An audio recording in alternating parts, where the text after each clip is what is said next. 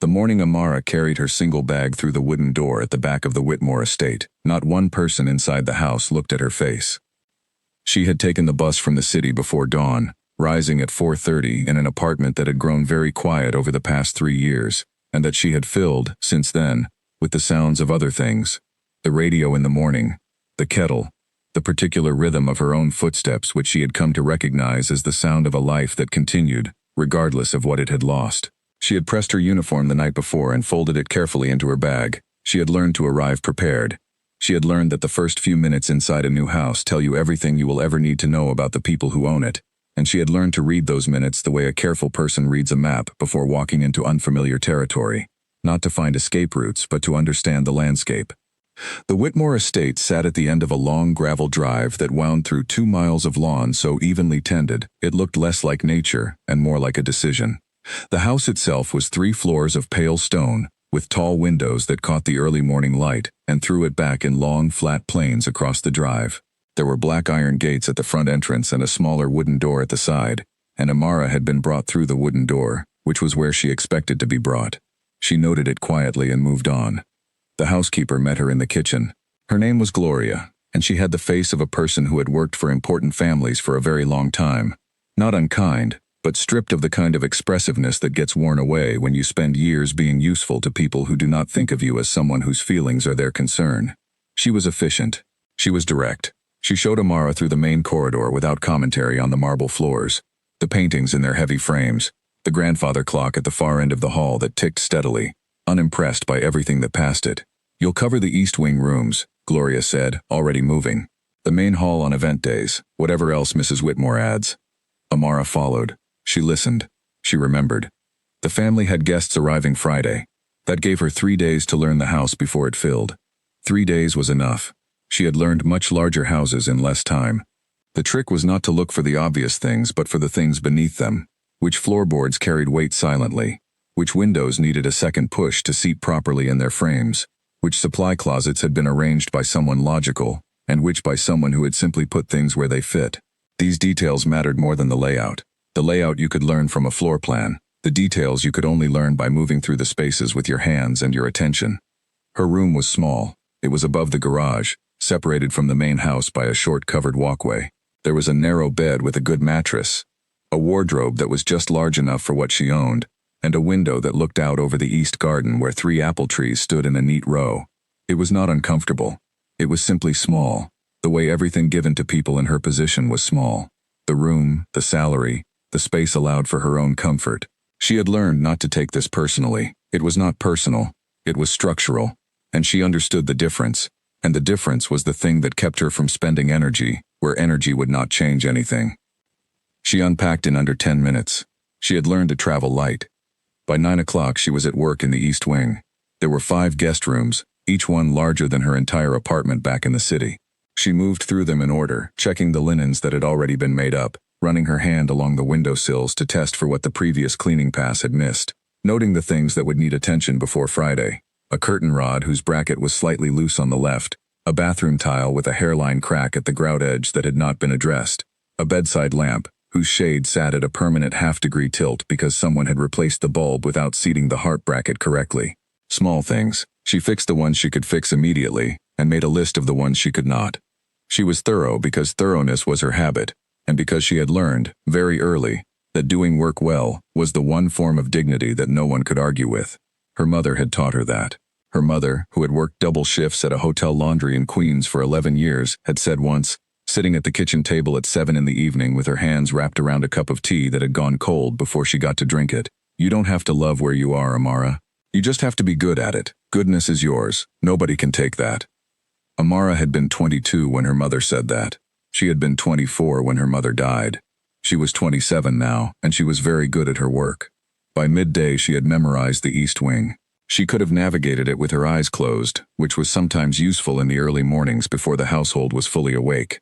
She knew which corridor turned which way, which door handle required a slight upward pressure before it would turn properly, which bathroom had a delayed response in the hot water. She had found the supply closet behind the second guest bathroom that Gloria had not mentioned, still filled with packaged linens, and she had noted its location for later. She had checked the weekend weather forecast against the window seals and identified two that would need attention before the rain arrived. She was carrying a basket of pressed napkins through the main hallway at 12:30 when she heard it. It came from the east drawing room, a room that had been on her morning list and then quietly moved to the following day. The door was closed. Through it, faint but clear, she heard music.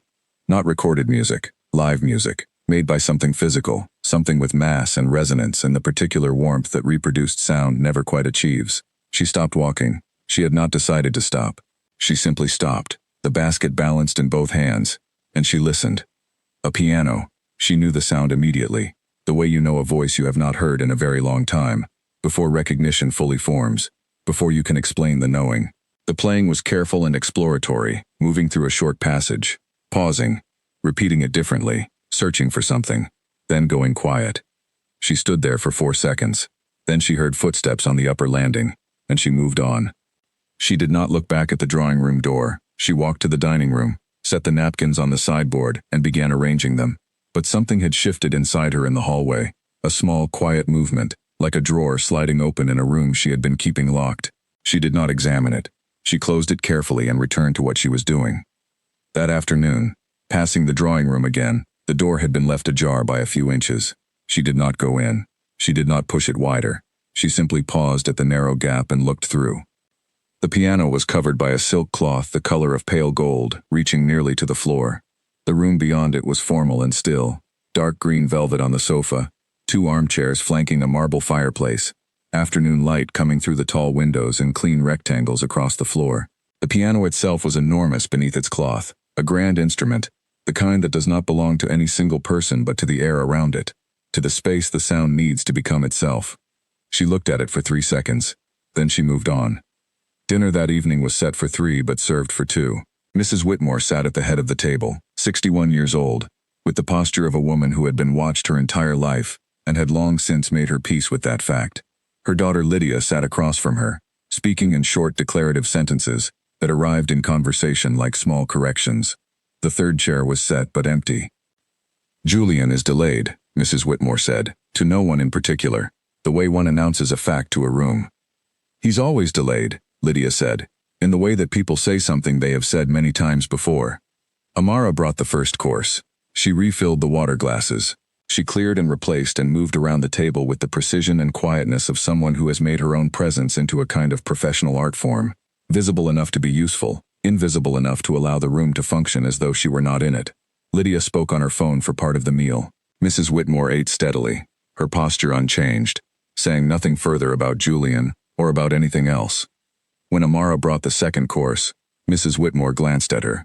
A brief clinical look, the appraisal you give to something you are checking on, rather than someone you are actually seeing, and then back to her food.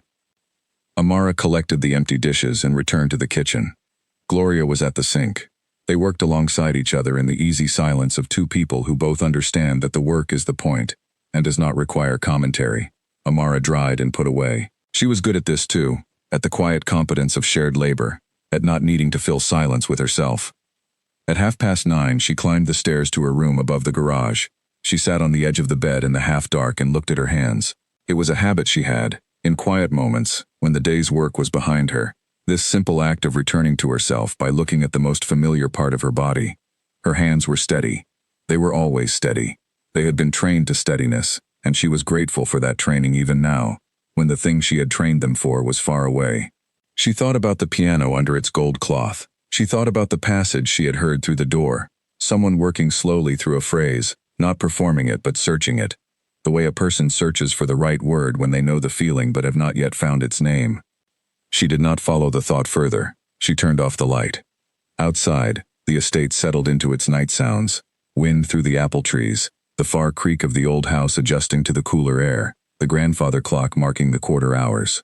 Friday was coming. The guests were coming. The house was already preparing itself, holding itself in the particular readiness of a space that has been built for performance and knows it. Amara lay in the dark and let the sounds of the place come in around her. Somewhere below, in the east drawing room, the piano sat beneath its gold cloth in the dark, patient and waiting, the way that real things wait. She closed her eyes. She did not know yet what the week would cost her. She did not know yet what it would give back. She closed her eyes. The guests began arriving on Friday afternoon at staggered intervals, and the house changed as they came. It was not a dramatic shift, no single moment when everything altered.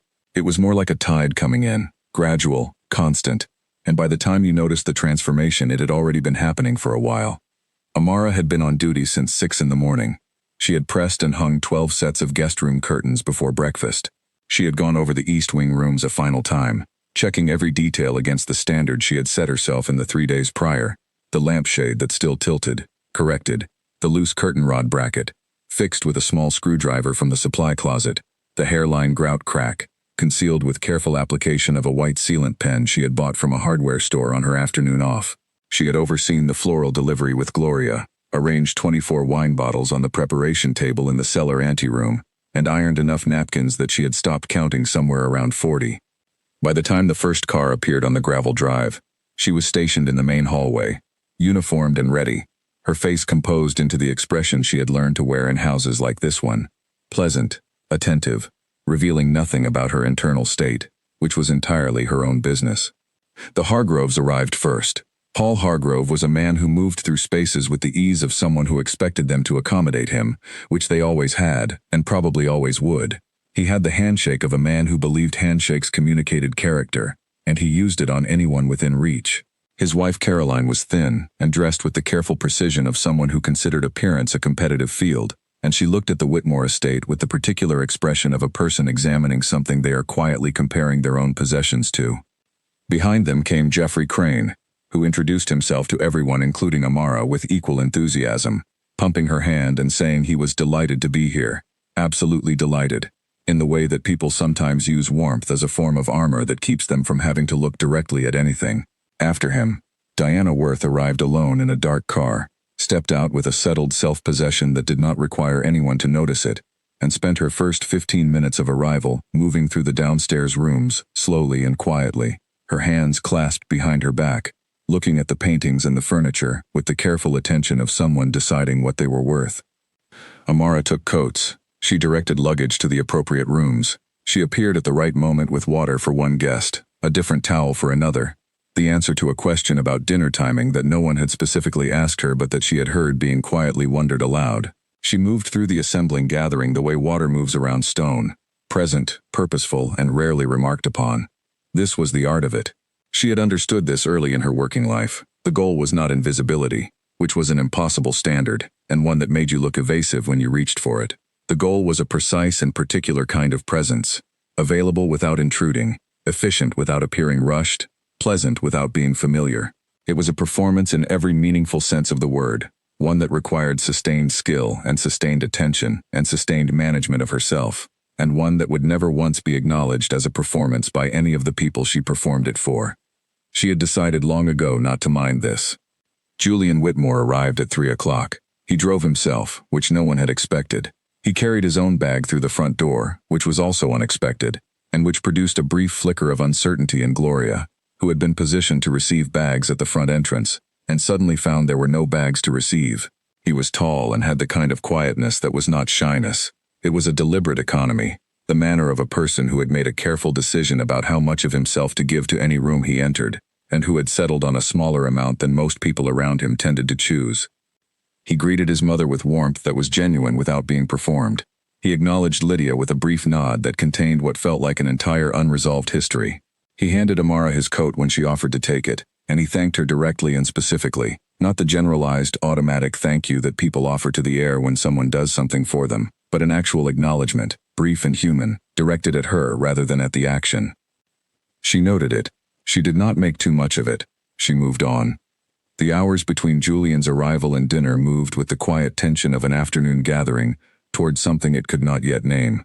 Amara worked through the East Wing one final time, checking details she had already checked, the way you double-check things when you sense that the stakes of an evening are higher than the occasion officially admits. She found nothing that needed fixing. She made small adjustments anyway, tiny calibrations that were less about the rooms and more about her hands needing to be in motion. In the kitchen before dinner service, she and Gloria worked alongside each other in their usual silence.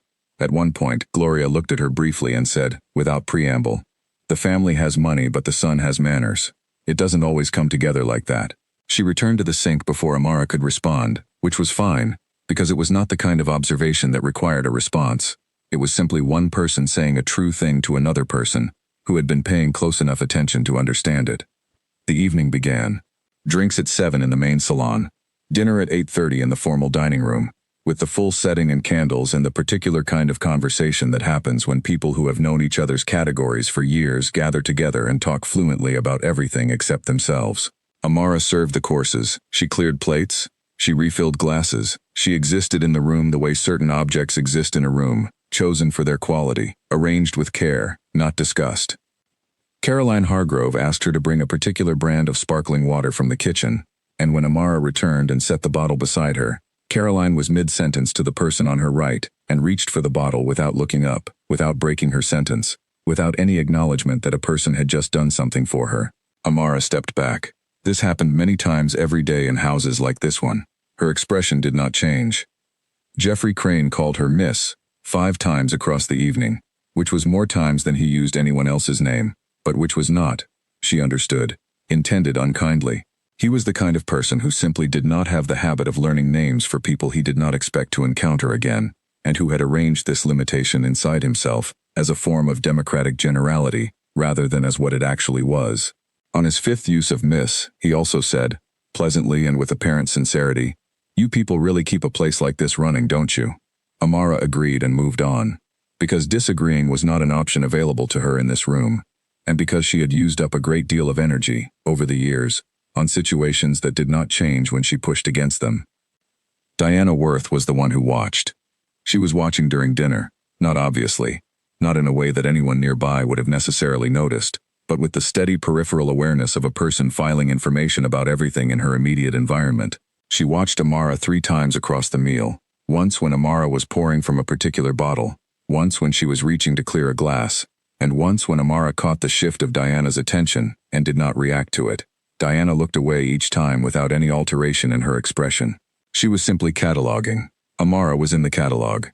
After dinner, the guests moved to the salon for drinks, and Amara moved with the gathering, collecting what was finished, replenishing what was needed, managing the room without appearing to manage anything at all. At 10 o'clock she was carrying a loaded tray through the connecting hallway when she heard it. Not words. She could not hear words at that distance. Through the ambient conversation of the room behind her, she heard tone. She heard the particular pitch and rhythm of Diana Worth's voice, carrying over the other sounds with a quality that some voices simply have regardless of their owner's intention, a clarity that finds the gaps in background noise. She did not slow down. She continued to the kitchen, set the tray on the counter, and collected the next one. Saturday was the full event. 60 guests arrived across the afternoon. The catering team was in the kitchen from 11. 2 agency servers came for the salon service. Amara covered the areas of the house the catering team did not. The upstairs hallways, the drawing rooms, the east wing, the library, every space where guests might drift from the main event and find something not quite right. She was, in practice, responsible for everything that happened at the edges of the gathering, which meant she was everywhere and formally stationed nowhere. By 3 in the afternoon she had been standing for 8 hours. At 4 o'clock, a guest she had never been introduced to brushed past her in the hallway at enough speed to tip the tray she was carrying. 2 glasses slid but did not fall. The man continued walking. He had not looked at what he had walked into. Amara righted the tray and kept moving. At 5:30 she was moving through the main salon, collecting what needed to be collected when a guest whose name she later learned was Arthur, a man in his late 50s who was perfectly pleasant to everyone else in the room, set a damp glass down on the tray she was holding, in a way that sent a cold line of condensation across the back of her hand and said, without looking at her, "Top these up when you get a chance," indicating a cluster of empty glasses on the nearby table. Not a rude thing exactly. Simply a thing said to a piece of furniture. She topped up the glasses and moved on. It was at 6:15 that Diana Worth said the thing. The salon was loud and full. Amara had entered the room to clear the far table and was crossing toward it when Diana Worth turned from the conversation she was in and said, clearly and without particular emphasis but audibly enough, that 6 people within arm's reach registered it. "Oh, the help is working around us. If everyone could just give her a bit of room." The room did not go silent. It was too loud and too full for that. But in the small radius around Diana, the 6 nearest people adjusted, some stepping aside, some looking briefly at Amara, one woman smiling in a way that was not unkind but that was also not the smile you give to a person, and one man looking determinedly away, as though looking away was a position he had decided upon and intended to maintain.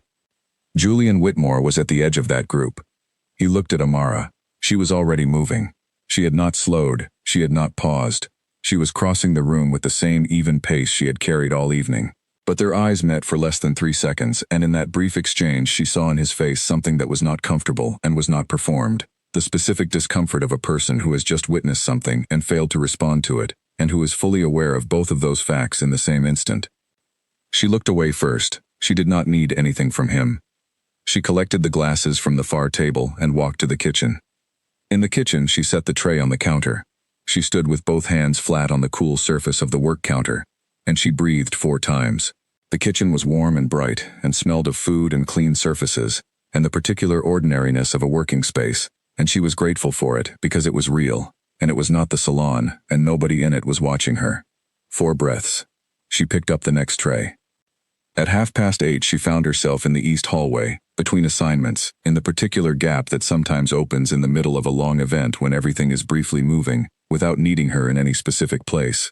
She walked toward the kitchen by the longer route, which took her past the east drawing room. The door was ajar, the same few inches. She stopped. She stood at the gap and she looked at the piano in the dark room, the corner of it visible, the silk cloth catching the faint light from the hallway lamp. She looked at it for longer this time. 10 seconds. 15.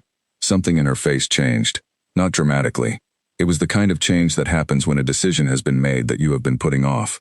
Not a visible change exactly, but a settling, a slight falling into place. She went back to work. She stayed until the last guest had been seen from the salon. She stayed until the catering team had finished. She stayed until Gloria had gone to bed and the house had settled into its late-night sounds, and the lights had been reduced to the minimum required to leave the halls navigable.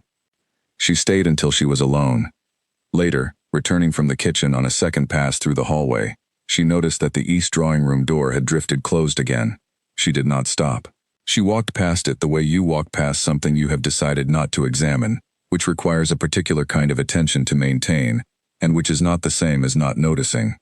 Then she walked to the east drawing room. The east drawing room at midnight was a different room than it was in the daytime. The formal arrangement of it, sofa, armchairs, fireplace, paintings on the walls, was the same, but the darkness softened the geometry, and the pale light coming in from the landscape lights outside gave everything a quality that was both more and less real than the daylight version, less definite, more itself. Amara stood in the doorway. She had never in her professional life used something in a house she was working in without permission. She had never helped herself to anything that was not hers, or taken liberties with the spaces or the objects she was trusted with. She held this standard not because she was afraid of what would happen if she violated it, but because she had made it part of herself, the way you make certain things part of yourself, when you understand that your integrity is not negotiable and is not for sale regardless of what you would get in exchange for it. She stood in the doorway for a full minute. Then she crossed the room. The silk cloth came away cleanly when she lifted it. It was heavier than she had expected. Good silk always was. And she folded it in the specific way she folded everything in this house. The corners meeting exactly, the folded edge facing the same direction, and she placed it on the armchair beside the piano. She did this with care. It was not her piano, and she intended to treat it as though it were valuable, which it was. She sat down on the bench. She adjusted her distance from the keys by sliding back slightly. She settled her posture, spine straight, shoulders relaxed, the specific alignment she had been trained into at 16, by a teacher who said that proper posture was not about appearing correct, but about allowing the body to be a clear channel for what passed through it. She placed her hands in her lap. She sat for 30 seconds and breathed. Then she raised her hands and placed them on the keys. She had not played since the week before her mother's funeral, 3 years ago. She had brought a small keyboard, the kind with plastic keys and a battery pack, 88 keys folded into a carrying case, up 4 flights of stairs to her mother's hospital room, because her mother had always loved to hear her play, and because there was nothing else Amara knew how to do at that point that felt like the right thing to do. She had played in the hospital room for 3 days, between the nurses' visits and the quiet changes in the monitors. Her mother had not been awake for all of it, but she had been awake for some of it, and on the second day she had opened her eyes and smiled. A tired smile, a small one, but real, and Amara had kept playing long after the smile had faded into sleep, because stopping felt too much like leaving. She had not played after the funeral. The music was there. She knew it was there, could feel it in the place inside her where it lived, but the door to that place had closed, and she could not find a way to open it that did not feel like opening into something she was not ready to stand inside. She had gone back to work within the week. She had paid the bills and handled the arrangements and managed the decisions that death leaves behind it like a tide going out. And she had moved forward because moving forward was the only direction available. The music had waited. She had not known whether it would still be there when she came back to it. She had been afraid, in a way she did not let herself examine directly, that it would not be. She found it now. Her hands began. The first piece was the Ravel, a slow, careful piece she had learned at 16, and had played so many times in so many contexts, that it lived in her hands more than in her mind. The first bars were hesitant, her fingers relearning the exact distances between keys, the precise weight required for each note. A piano this quality responded to the finest degrees of touch, translating intention into sound with a precision that felt, after years of playing on lesser instruments, almost like a conversation rather than a tool. She adjusted her pressure through the first phrase, and then the hesitation passed, the way hesitation always passes when the body remembers something the mind has been afraid to let it reach for. She played. The sound of it filled her ears, and she let it. She had forgotten, or perhaps she had prevented herself from remembering, how specific the experience of playing a good piano was, not just the sound but the physical sensation of it, the way the keys pushed back against her fingers with exactly the right resistance, the way the pedal under her foot extended the notes into their full resonance, the way the entire instrument seemed to breathe when she played it, rather than simply producing noise. It was different from any other tool she had ever used. It was the only tool she knew that seemed, in certain moments, to care what you were bringing to it. The room held the sound. She moved through the Ravel piece to its ending. When she finished the Ravel and moved into the fragment, she was aware of herself differently than she had been at the start, less guarded, less occupied with the management of what she was doing. The 3 years of silence had been, among other things, a long habit of protection, and that habit was lifting now the way habits lift when you give the thing they are protecting against the chance to reveal itself as something survivable. She had not known, before tonight, whether playing again would be survivable. She knew now that it was. The knowing arrived not as a thought but as a physical fact, something she felt in her hands and her spine and the long muscles of her forearms, the way you feel the truth of something in your body before your mind has finished processing it. And then she moved on without pause into something else, a fragment she had begun composing herself years ago, that she had never finished. She had left it unfinished, because finishing it had required something from her that she had not, at the time, been able to give. The fragment was 6 minutes long. It ended not with a resolution but with an open phrase, a question hanging in the air, and she had left it there because she did not yet know the answer. She played the fragment through to its unfinished end. She had started writing it at 21, in the apartment she shared with 2 other conservatory students, on a keyboard that had 49 keys and no sustain pedal worth mentioning. She had written the opening phrase in 20 minutes, late on a Tuesday night, after a lesson in which her professor had played her a recording of a pianist, whose name she no longer remembered, and had said, "This is what it sounds like when someone plays without protecting themselves." She had not known exactly what he meant, until she sat down that night and played the phrase that arrived fully formed, requiring nothing from her, except the willingness to let it be what it was. And then she did not stop. Something came. She would not have been able to explain precisely what, except that it was not an invention but a discovery, the way the right next word in a sentence is not invented but found. The music moved forward past its old edge, into territory she had not charted, and she followed it with her hands, and the new notes were tentative for a bar, and then less tentative, and then they were simply the continuation of the piece, the part that had been waiting inside it all along for the moment when she was ready to let it exist. She played until it reached somewhere that felt, if not finished, then at rest. She let the final note sustain. "You stopped right before the resolution," a voice said, quiet, from the doorway. She pulled her hands from the keys. She turned on the bench. The bench shifted slightly on the floor. Julian Whitmore was in the doorway. He was still in his day clothes, the shirt slightly untucked now, the way it gets when a long day has worn down the early precision of how you put yourself together. He was holding nothing, and he had one shoulder resting against the doorframe in the loose, unhurried way of someone who has been there for a while. Her heart was running faster than it should. She looked at him, and he looked at her, and the room between them was very still. "I'm sorry," she said. "I should not have used the piano. I'll go." She moved to stand. "Don't," he said. It was not a command. It had no authority in it. It had only the particular directness of something meant plainly, without performance. The way a person says a thing when the thing is true and they are not interested in making it sound more or less than what it is. She stopped. I could hear you from the hallway, he said. I came for a book. He paused. I stopped outside the door when I understood what I was hearing. That doesn't explain why you didn't say something. No, he agreed, without deflecting. It doesn't. I didn't want to interrupt. He was quiet for a moment. You were in the middle of something. She looked at him. He was not embarrassed in the way people are embarrassed when they have done something they feel bad about. He was uncomfortable in the way people are when they know they owe honesty and are in the act of paying it. The piano hasn't been played in over a year, he said. I noticed the cloth. I put the cloth there, he said, so I would stop looking at it every time I came through the room. He said this without decoration. Just placed it in the room, the way you place something you have been carrying that has become heavy, not asking her to take it, just setting it down. She understood what that cost him. Sit down, she said. He looked at her. You've been leaning in a doorway for however long, she said. Your right shoulder is an inch higher than your left. He looked down at himself, briefly, and then looked back at her, and something moved in his face that was not quite a smile, but was whatever lives just before one. He crossed the room. He sat beside her on the bench, leaving clear space between them, the space of two people who understand each other well enough to be careful. He looked at the keys. She looked at the keys. The room was quiet around them, and the quiet was not uncomfortable, which was something she had not expected and did not know what to do with. I was at a conservatory, he said, in Vienna, 6 years. She did not ask the question that followed from that. She did not need to. She could hear it in how he had said it. Past tense, finished, said at a remove from the present, and she understood what the shape of the sentence meant even without the explanation. The way you understand a closed door without needing to know what is behind it. I know, she said.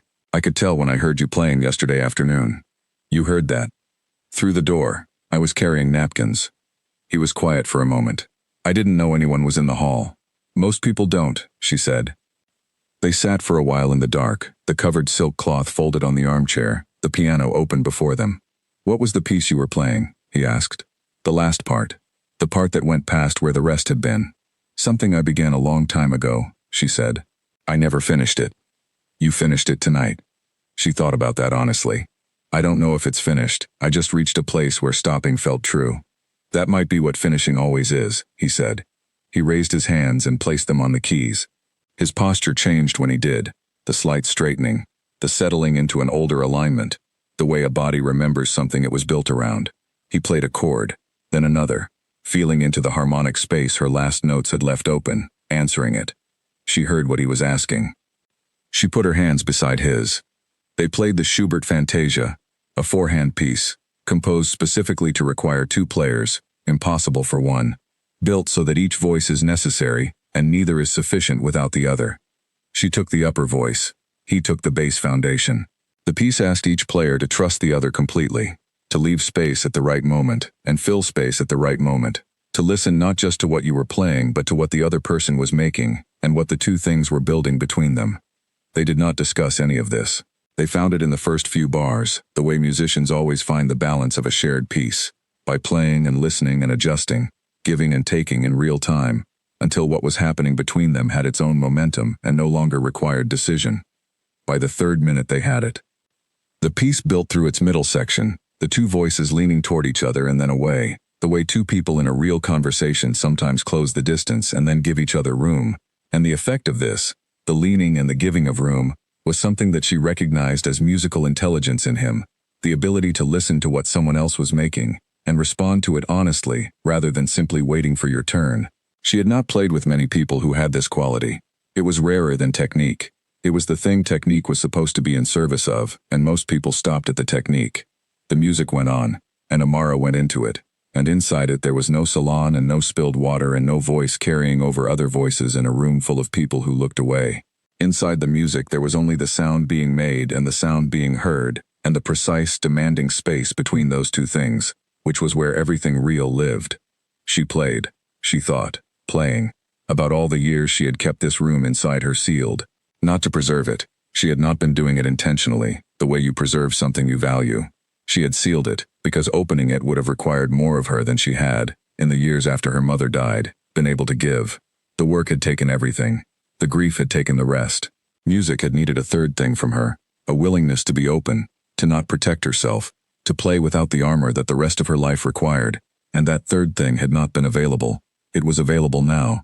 She played with it deliberately, feeling it like a new range of motion discovered after a long recovery, careful and honest and real. Beside her, Julian played the foundation, and it was exactly what a foundation should be. Not decorative, not optional, not asking to be noticed, simply there, holding everything above it without any announcement of what it was doing. The fantasia came to its conclusion. She held the last note on the pedal. The sound moved through the room and then slowly gave itself to the walls and the dark and the silence, the way all sounds eventually do. She lifted her hands. He lifted his. She became aware of her own breathing, of the landscape lights outside making pale patterns through the tall windows, of the particular quality of the quiet that comes after music that was played honestly, which is different from any other kind of quiet. She turned and looked at him. He was looking at the piano. When he spoke, it was quietly, as though the room required that. "I always played primo," he said. "My teacher said my secondo was too heavy." "It isn't," she said. He looked at her. "No," he said. "I don't think it is either." She stood. She took the silk cloth from the armchair and spread it back over the piano, smoothing it carefully and completely, covering every part of the surface that they had played on. She did it with the same attention she brought to everything in the house, not because it was her responsibility, but because she respected things that were not hers, by giving them the care that they deserved. When she finished, she walked to the door. "Amara," he said. She turned. He was still sitting at the covered piano in the dark room, one hand resting on the silk, looking at her with an expression that held a great many things inside it. And he said, "Thank you." It was not an elaborate statement. He said it the way you say something when the simplest possible version of it is also the truest, and you understand that adding anything to it would only dilute it. She looked at him for a moment. Then she nodded, once, and she went to bed. The reception on Sunday afternoon filled the house again at 2 o'clock, and Amara was ready for it. She had slept 4 hours. She had been at her work since before 6. She had pressed the last of the tablecloths, organized the East Wing sitting rooms for the afternoon's traffic, accepted a flower delivery from a different florist than Friday's, and spoken briefly with Gloria about the sequence of the afternoon service. She moved through these tasks with the same steadiness she brought to all of it, and somewhere beneath the steadiness, below the managed surface of it, she carried a quiet that was not the same as the quiet she usually carried. This one was warmer. This one had a sound inside it. She did not examine it too closely. Things that felt good in houses like this one had a way of changing without notice. She held it carefully and kept moving. Julian moved through the reception with the same economy of presence he always carried, speaking when spoken to, listening more than most, occupying his space without performing it. He did not look for Amara across the room, and she did not look for him. What had happened at midnight was its own territory, and they both seemed to understand this without having discussed it. The afternoon moved in its usual patterns, the arrivals, the conversations assembling and breaking apart, the gradual drift from the main salon toward the connecting rooms as the hours passed. Amara served and cleared and managed the outer edges of the gathering, her body doing the work while her mind stayed quiet inside it. It was at 4:20 that Diana Worth found the angle she had been waiting for. She was standing with Caroline Hargrove and a woman named Patricia, someone Amara had seen but not spoken to across the weekend, in the east hallway, near the window that looked over the side garden. Amara was coming around the corner with a tray of cleared glasses when she heard Diana's voice, carrying with its customary precision over the ambient sounds of the gathering. "It's actually very common in houses like this," Diana was saying, in the pleasant, authoritative tone she used for statements she intended to pass as observation. "The staff becomes rather attached. I suppose it gives them a sense of belonging. The better ones anyway. The ones who know how to fit in." A brief pause, in which the words arranged themselves into their intended shape. So useful, when it works. Caroline glanced in Amara's direction, a fast, uncomfortable glance, the kind that happens when someone becomes suddenly aware that the person being talked about is present to hear it, and then looked back at Diana without responding. Amara reached the cluster. She collected the 3 empty glasses from the window ledge without changing her pace or her expression. She turned and walked back to the kitchen. In the hallway, she set the tray down on the side table. She stood with her hands flat against the cool surface and looked at the floor and breathed. Once, slowly. Once was all she allowed herself. She heard footsteps. She straightened before they arrived and turned to find Julian coming around the corner from the salon. He saw her. He slowed. He looked at her face for a moment with the attention of someone reading something that has not been written in obvious language, and his expression shifted, not into sympathy, which would have made things worse, but into something quieter and more serious. I heard what she said, he said. It doesn't matter, she said, her standard answer, partly true, as it always was. It does, he said.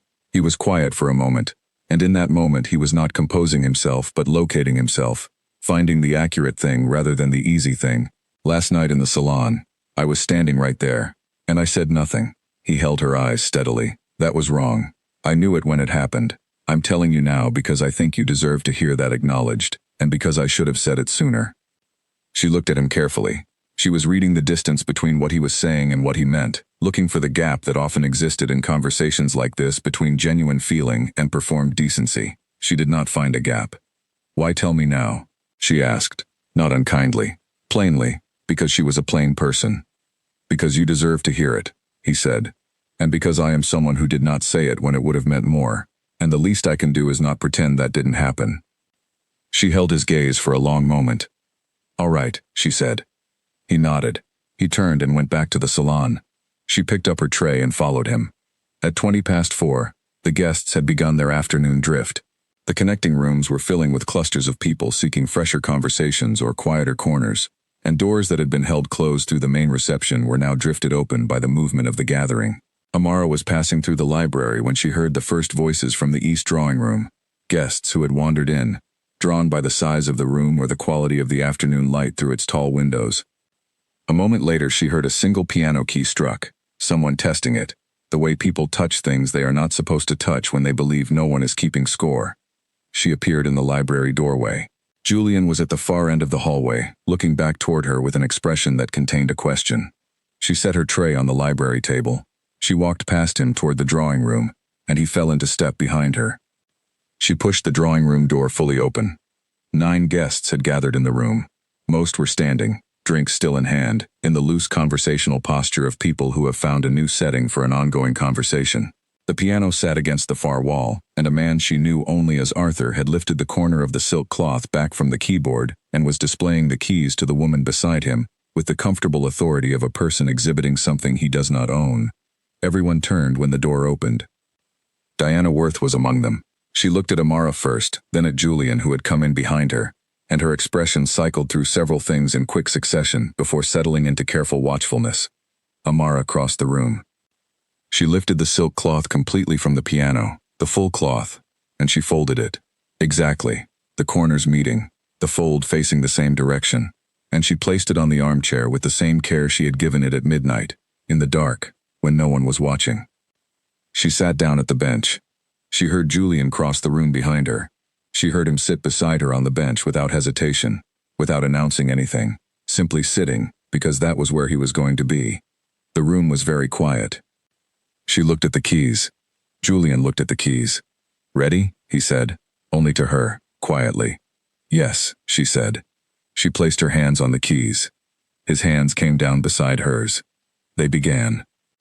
The music moved outward from the drawing room. It went through the open door and into the hallway, and from the hallway it traveled in both directions, toward the library, toward the salon, into the spaces where the afternoon's gathering was still assembled in its usual patterns of conversation and drift. It was not loud. It was not performing loudness. It was simply present, the way something that has substance is simply present, filling the space it occupies without requiring attention, and receiving it regardless. In the salon, 3 conversations slowed without completing. The people in them became aware of something and turned toward it without yet knowing what they were turning toward. They began, separately and without coordination, to move toward the sound. Amara was inside the music and therefore not available to observe any of this. She was in the place that music creates, the territory that exists between the hands and the keys and the air and then the ears of whoever is present to receive it. A territory that has its own rules and its own time, and that she had been away from for 3 years, longer than she had ever intended to be away, and that received her now with the complete indifference that real things have toward how long you have been gone.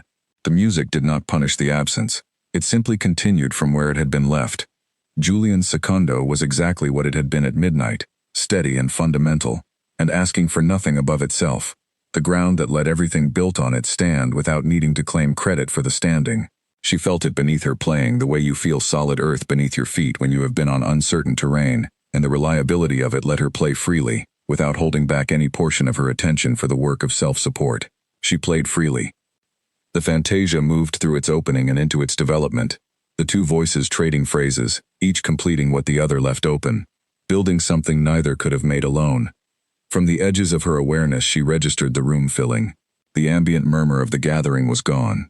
In its place was the silence of a large group of people who have all stopped doing one thing and given their attention, without coordination, to something else. She had known this silence before. She had not heard it in a very long time.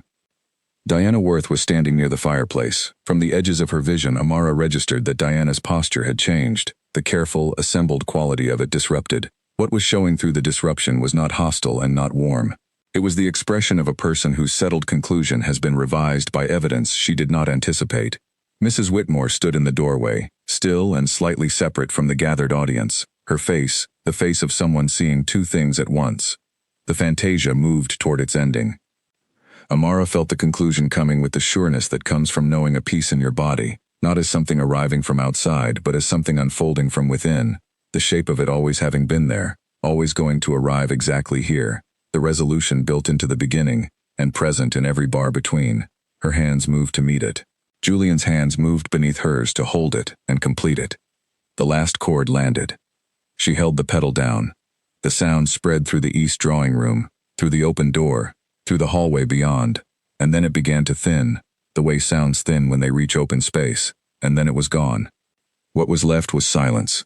Not the silence of before the music, a different kind. The kind that a room produces when something has genuinely happened in it, and the people in it know this, and have not yet found the words for it, and are briefly and honestly inside that wordlessness together. Amara lifted her hands from the keys. Beside her, Julian lifted his. She raised her head and looked at the room for the first time since she had sat down. There were perhaps 35 people in and around the drawing room. Several had set their drinks down without looking. Caroline Hargrove had turned slightly away, her hand raised to the corner of one eye. Arthur, the man who had lifted the silk cloth, was looking at Amara with the expression of a person who has just understood that they have significantly underestimated a situation. Diana Worth had not moved from her position near the fireplace. She was looking at Amara with the full attention she had previously been distributing around the room, and the expression on her face was not an apology, and was not pretending to be one, but it was not what it had been at 6 o'clock either. It was stripped of its familiar assembly, caught without its arrangement, and what it was showing was something more complicated and more honest than anything Diana Worth had directed at her all weekend. Julian stood from the bench. He let the silence run for another moment. Silences require time to complete themselves, and interrupting them early is a form of dishonesty about what happened. "There's more to drink in the salon," he said. "We're going to stay in here for a while." Nobody argued. The gathering dispersed slowly, finding its way back to the ordinary currents of the afternoon. Diana Worth was the last to leave. She paused in the doorway, looking back at Amara, and what was in her face was the thing that is harder than either hostility or kindness, genuine revision, the expression of standing inside the gap between what you thought and what you now know. Then she turned and walked away. Amara sat at the uncovered piano in the quieting room. Julian sat beside her. The afternoon light was shifting through the tall windows, going from flat to golden. She did not feel triumphant. She understood why. True things do not produce triumph. They produce something quieter, something that sits deeper and stays longer. "Are you all right?" Julian asked. "I'm tired," she said. "But yes." He nodded. "I've been telling myself for over a year that I'd play again when I was ready. I kept not being ready." He looked at the piano. "I'm glad." "Music waits," she said. "You can be away for years and come back and it's exactly where you left it." He was quiet. "The Ravel," he said. "The way you played it. It felt like it belonged to someone." She looked at the keys. "It did," she said. He did not push further. He understood that some things you receive without pressing on them. "I'm sorry for what you lost," he said. She nodded once. Then, "She would have liked this piano." "Yes," he said quietly. "I think she would have." Outside, the reception continued its ordinary sounds. The sounds of people who had attended an afternoon gathering, and were now doing what people do at the end of an afternoon gathering, which is find their way back to themselves. But she knew, the way you know things that have changed their shape inside you, that something in the rooms of this house had shifted today that would not shift back. Not in the world. She was not naive about that. But in herself. The room inside her where the music had been sealed for 3 years had a door that was open now. She stood.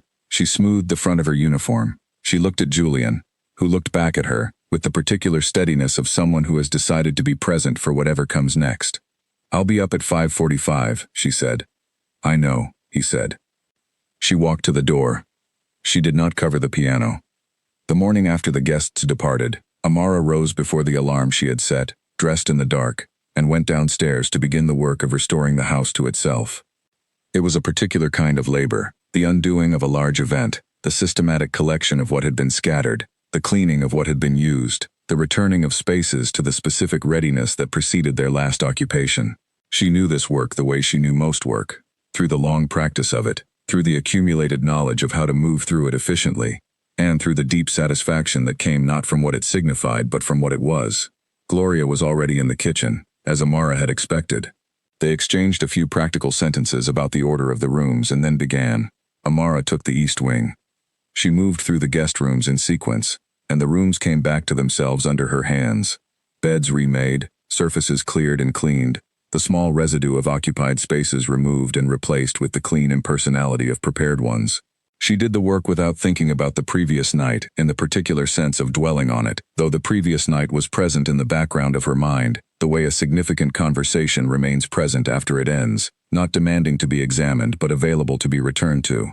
By 8 o'clock she had finished the guest rooms. By 9:30 she had worked through the salon, the library, and the main hallways. The house was returning. She could feel it. The particular quality of the estate settling back into its own identity, releasing the weekend's overlay of event and performance, and returning to the version of itself that existed between gatherings. She came to the east drawing room at 9:30. The silk cloth was still folded on the armchair where she had left it the previous afternoon. The piano was uncovered. The bench was still positioned as it had been when they played, slightly closer to the center of the keyboard than its resting position, the bench marking the ghost of where two people had sat side by side. She stood in the room and looked at the piano. She could have covered it.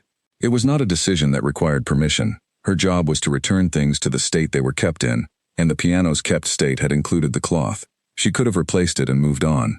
This would have been easier. It would have been the more defensible choice, the choice that kept her inside the understood limits of her position. She left the cloth on the armchair. She did not have the authority to make that decision permanently. She understood this clearly and without resentment. The piano was not hers, and who covered it and when was ultimately a decision for the family. But she left it uncovered as an act of honesty, because the cloth had been put on to hide something, and what it was hiding had now been shown, and covering it again in the morning felt like a kind of lie she was not willing to participate in. She cleaned the room. She polished the surfaces, gathered the cushions back to their proper arrangement, attended to the fireplace. She left everything in order. She left the piano uncovered. She went back to work. At 2 in the afternoon, Mrs. Whitmore appeared in the hallway. Amara was rehung a framed print that had been moved during the event, a small landscape she had found behind the salon armchair, clearly displaced by the Saturday gatherings traffic. She was checking the level, one eye closed, when she heard footsteps and turned. Mrs. Whitmore was dressed as precisely as she was always dressed.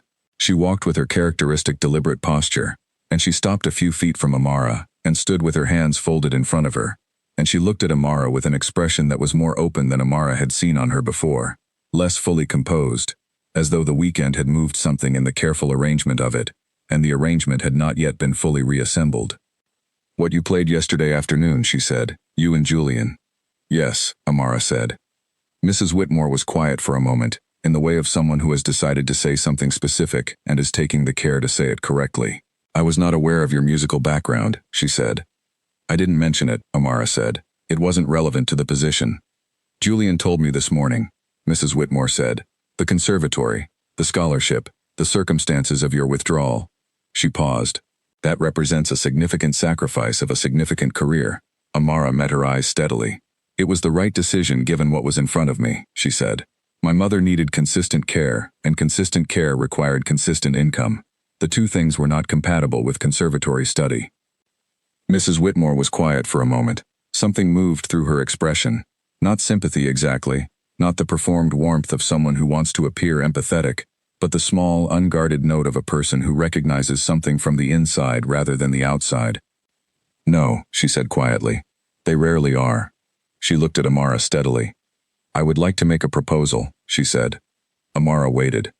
"The Whitmore Foundation supports arts programming. Mrs. Whitmore said. Julian has been pressing me for 2 years to build a residency for adult musicians, formally trained people who left serious practice for reasons outside their control, life circumstances, the kind that come for people who do not have the financial support structures that make sacrifice unnecessary. She said this plainly, without softening it. I have been deferring the program's development for reasons that no longer seem adequate. She paused. Yesterday afternoon, removed the last of them. She looked at Amara directly. We would like you to be the first recipient, she said.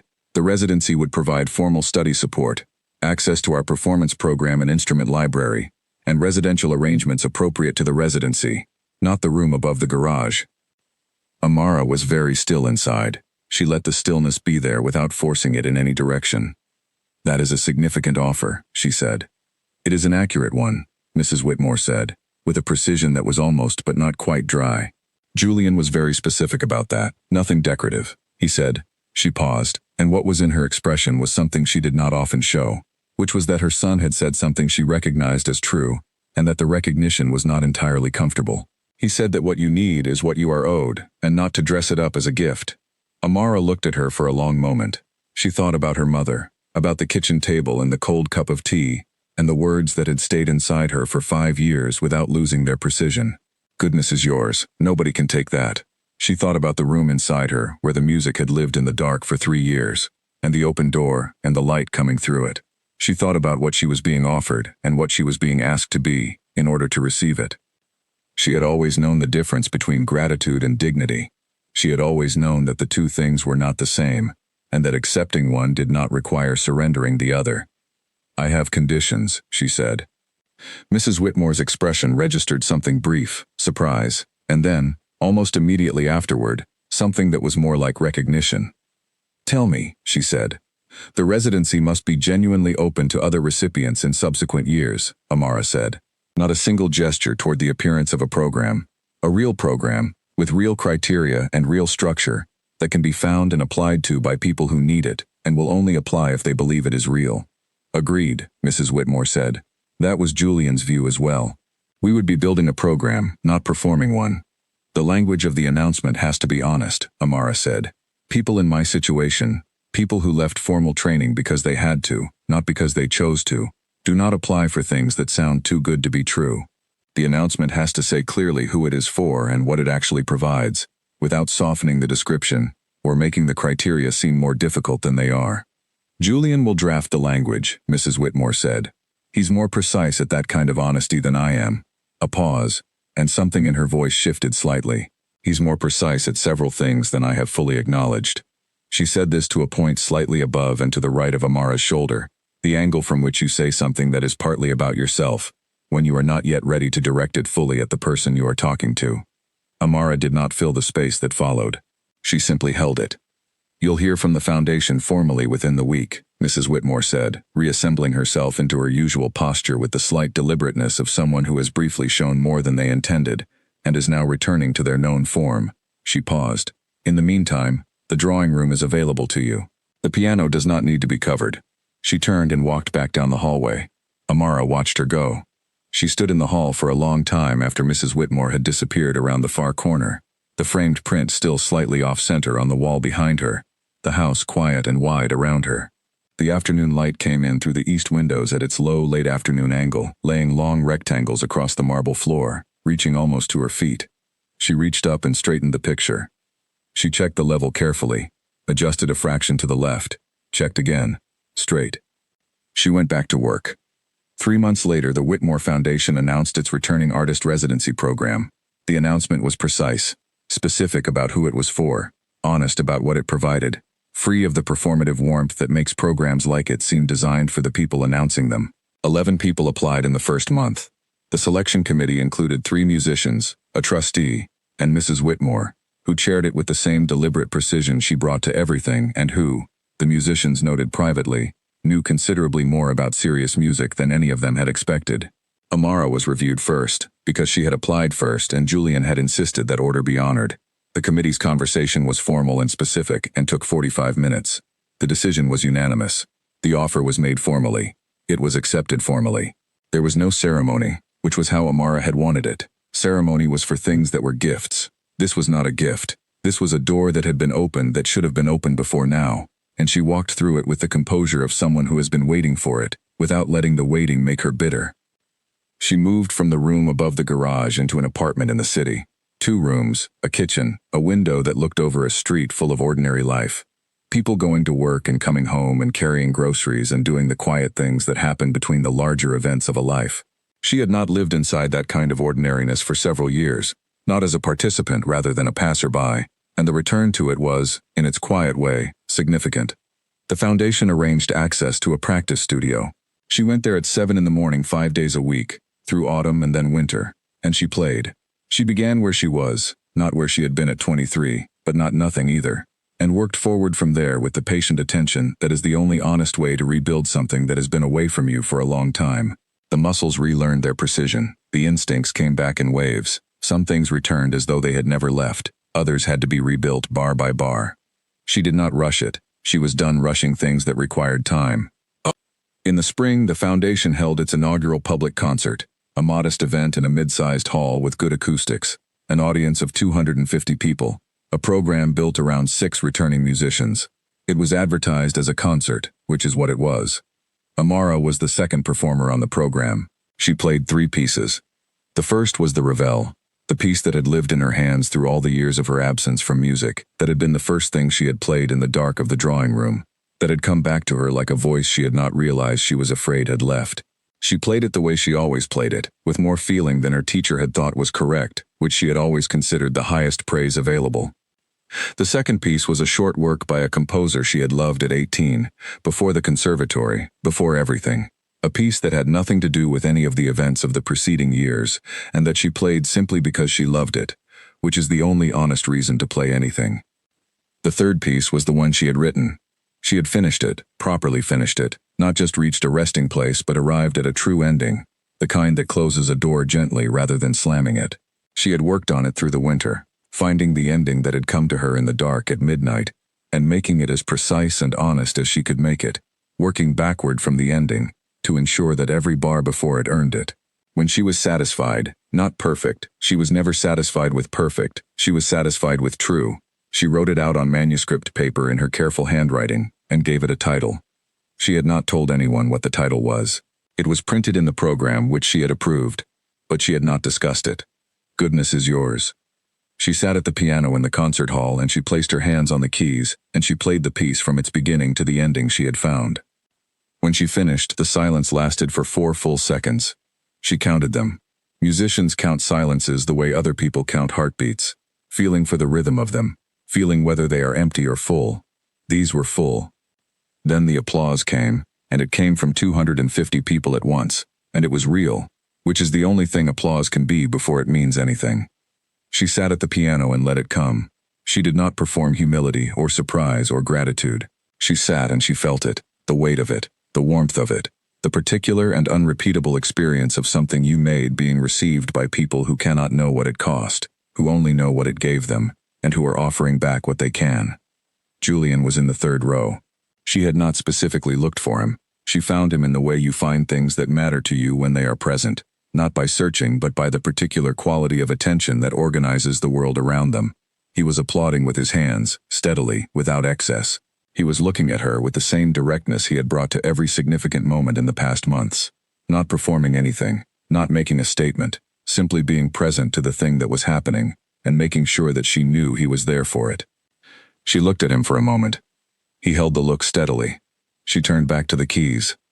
She played the encore she had prepared for the end of the set, a Schubert piece, composed originally for 4 hands, that she had arranged for 1. The arrangement was technically demanding, and slightly strange sounding, because a piece written for 2 people does not stop being written for 2 people, simply because one of them is absent, and she had decided not to pretend otherwise in the arrangement. You could hear the absent voice in it, in the spaces where the secondo would have gone. She had left those spaces in. She had played both parts herself, and where the 2 parts had to exist simultaneously, she had done what you do when you are missing something that should be there. She had found a way to carry both, imperfect and a little strange, and honestly hers. She played to the end. She lifted her hands. The hall was quiet for 3 seconds. Then it was not quiet at all. She sat in the sound of it.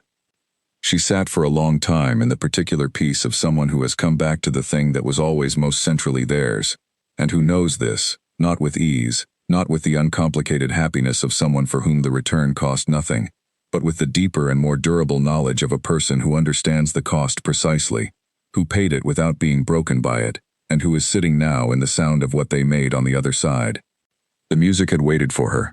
She had come back to it.